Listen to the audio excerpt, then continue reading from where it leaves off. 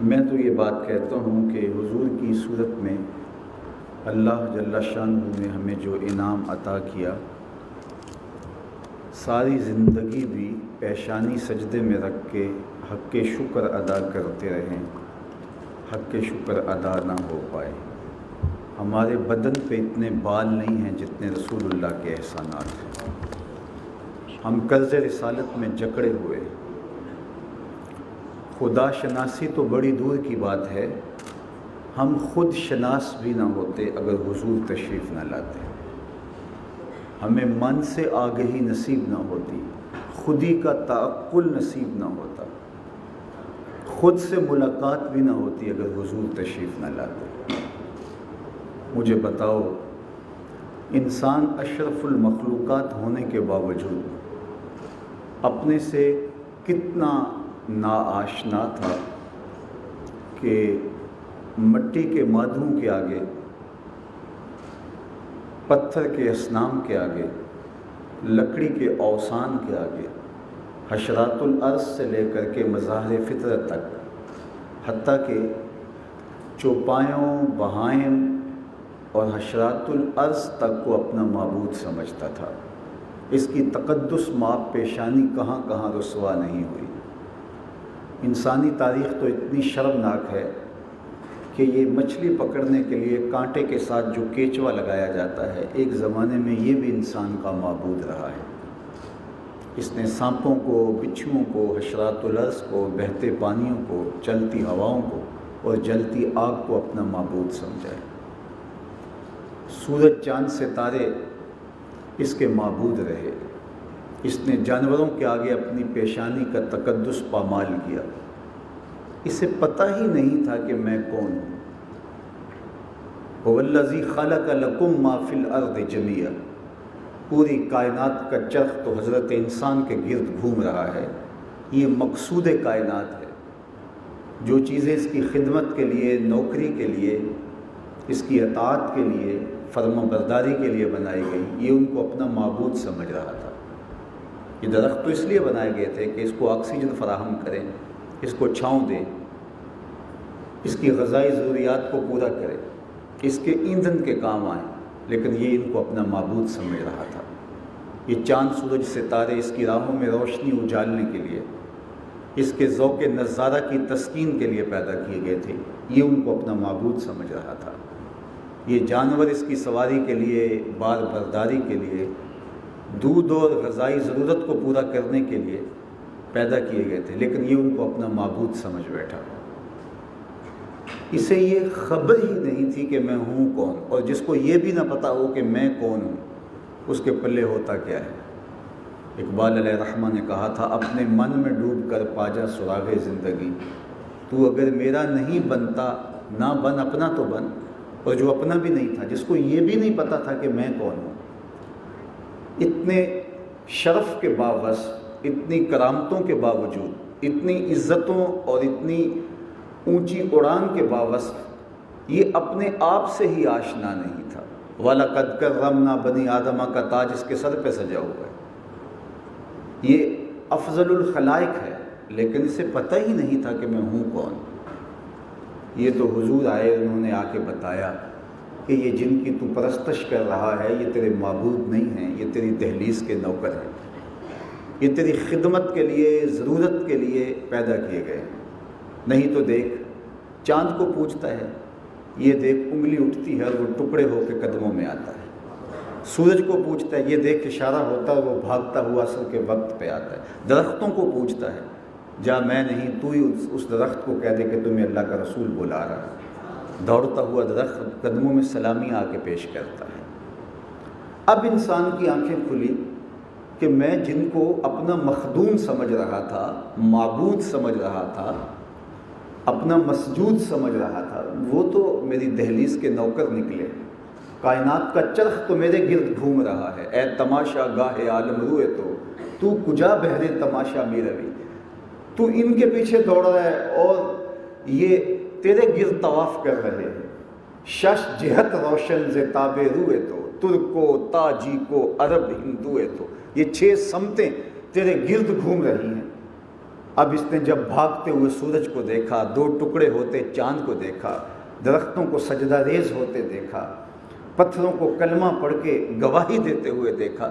تو اب اس کی آنکھیں کھلی کہ میں جنہیں معبود سمجھ رہا تھا وہ تو میری دہلیز کے نوکر نکلے۔ اب اسے شعور ذات ہونے لگا، خود سے ملاقات ہونے لگی، اپنے آپ سے آگہی نصیب ہونے لگی۔ اور جب اس کو اپنے آپ سے، اپنے خود سے، اپنی ذات سے آگہی نصیب ہوئی تو اب اس کا لہجہ ہی بدل گیا، اب اس کی ٹون ہی تبدیل ہو گئی۔ اب وہ جو مادھوؤں کو اپنے ہاتھ سے تراش کر کے پوجتا تھا، جو لکڑی کے اوثان کی پرستش کرتا تھا، جو اصنام کو اپنا معبود مانتا تھا، اب اس کا بدلا ہوا لہجہ دیکھیے۔ اب وہ بولتا ہے فرشتہ کہنے سے میری توقیر گھٹتی ہے، فرشتہ کہنے سے میری توقیر گھٹتی ہے، میں مسجود ملائک ہوں، مجھے انسان رہنے دو۔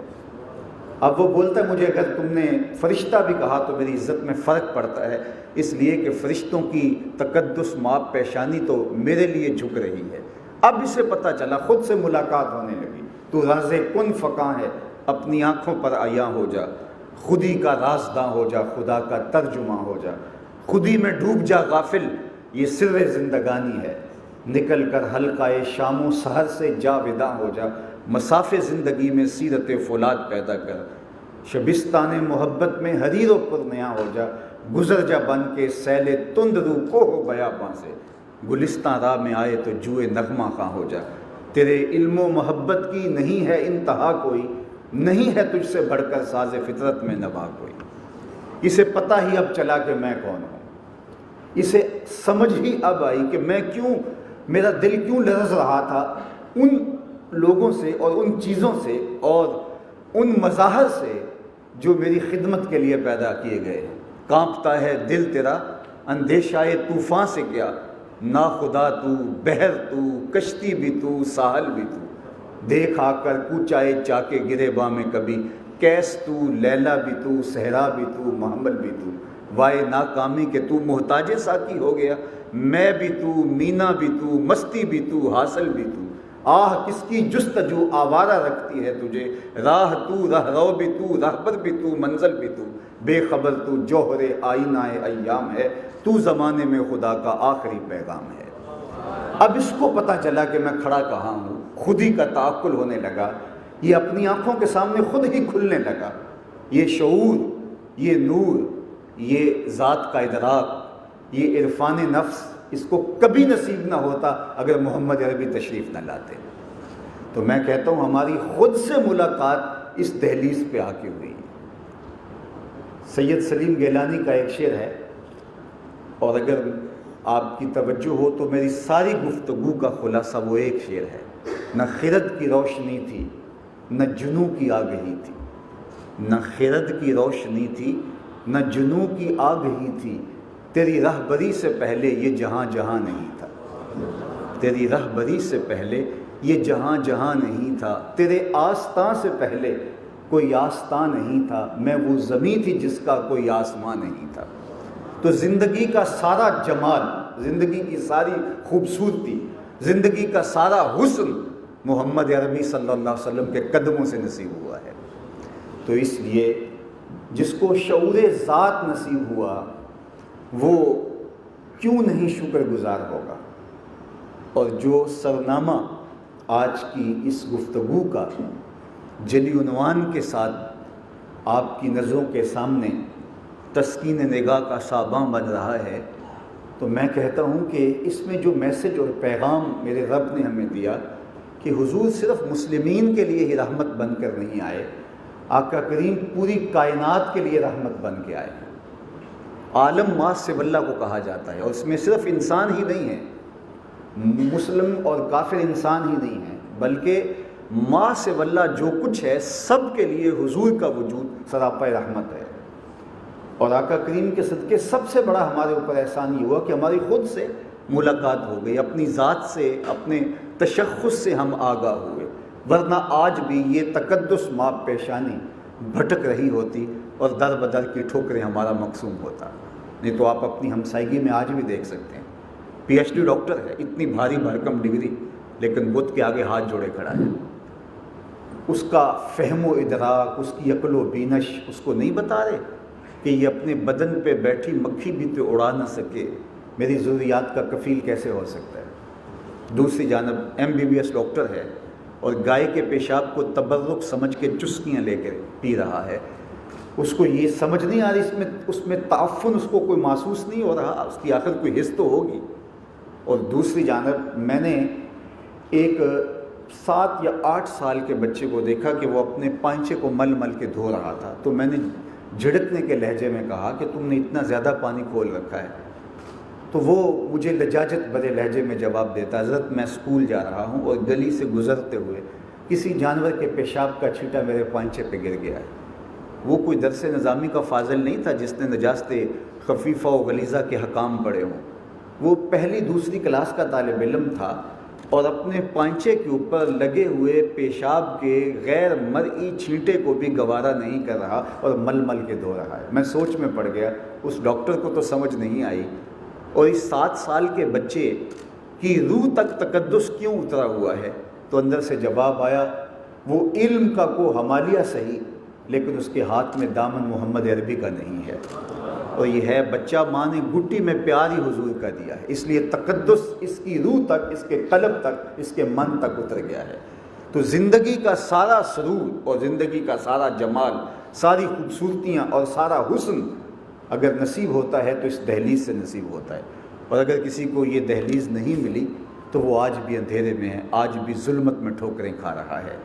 تو ظلمتوں سے نجات کے لیے اس دہلیز پہ سلامی دینا پڑے گی، اس چوکھٹ پہ آنا پڑے گا۔ میرے اور آپ کے آقا و مولا حضور ختم المرتبت جب اس دنیا پہ تشریف لائے تو آپ جانتے ہیں کہ کتنی ظلمت اور کتنا اندھیرا تھا، اور حضور نے جو ہی صحن کائنات پہ قدم رکھا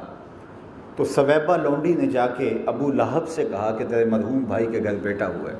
تو اس نے خوشی سے کہا کہ جا تو آزاد ہے۔ تو اس پر اور بھی بہت سارے عنوانات ہیں کہ اس کو بھی فائدہ ہوا، لیکن جس عنوان پر میں آپ کی توجہ مبذول کروانا چاہتا ہوں وہ یہ کہ حضور نے صحن کائنات میں قدم رکھا ہے، ابھی غلامی کی زنجیریں ٹوٹنے لگیں، اور پھر اتنے طریقے دیے غلام آزاد کرنے کو، قسم توڑ بیٹھو غلام آزاد کرو، قتل کے کفارے میں جو قتل خطا ہے غلام آزاد کرو، کفارہ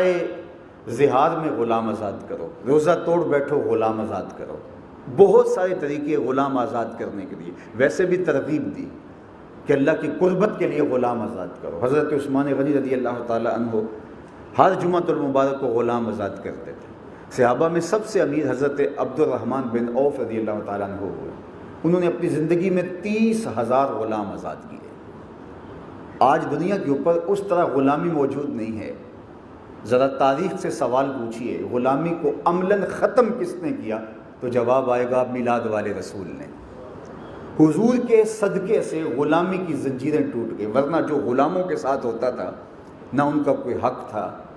نہ ان کے کوئی جذبات تھے۔ اقبال علیہ الرحمہ نے کہا تھا غلامی کیا ہے، ذوق حسن و زیبائی سے محرومی، جسے زیبا کہیں آزاد بندے ہے وہی زیبا، بھروسہ کر نہیں سکتے غلاموں کی بصیرت پر کہ دنیا میں فقط مردان حر کی آنکھ ہے بینا۔ غلام جس طرح دنیا کی منڈی میں بکتا تھا، آج آپ نے اگر منڈی مویشیاں میں جانے کا کبھی اتفاق نہیں ہوا تو عید قرباں پہ تو آپ جاتے ہی ہوں گے،